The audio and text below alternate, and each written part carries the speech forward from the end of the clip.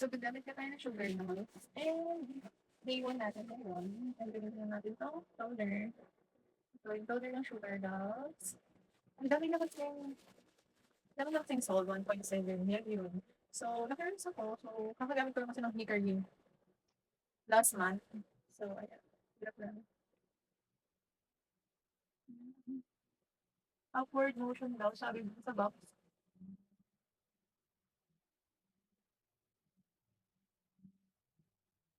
So, day 1 natin to ngayon.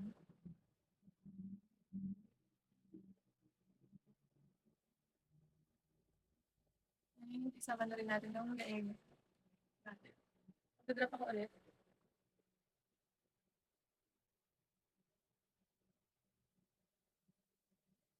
Kasi usually, uneven skin tone. Kung makikita mo, hindi ako perfect. Ayan, may itong ganito kung ganyan. So, yan. Eh, gamitin natin itong night cream. Ito. Ganito siya. May spatula. Kaya, yung gel sa natin.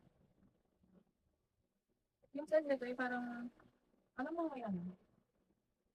Dapat ganyan lang daw haliit. Yung parang, as in sobrang thin lang ilalagay natin para hindi siya gano'ng magbakbak. Kalat pa natin ito dito. Kasi may napanood ako, doon kasi sa Hickory, sobrang kapal ko kaya maglagay ng night cream. Kasi yun yung nasa box niya. Kung gusto mo magbalat ng bonggang-bongga, kapalan mo yung lagay mo ng night cream. So dito, napanood ko na kung ayaw mo naman masyado magbakbak, ikalat mo siya. As in, konting-konti or sobrang likits ng daw, may ilalagay mong night cream. So, kung makikita na, kampis lang yan. Pero syempre, make sure din natin na lahat malalagyan. Kasi meron ako dito, parang scar.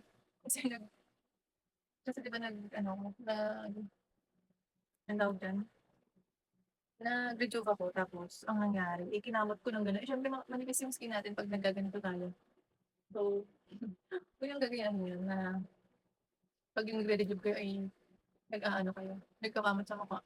Kasi gusto ko matanggal yun 'no, yung mga ganyan ko. Gusto ko siyang matanggal kaya gumamit ako ng rejuve pero ibang brand naman.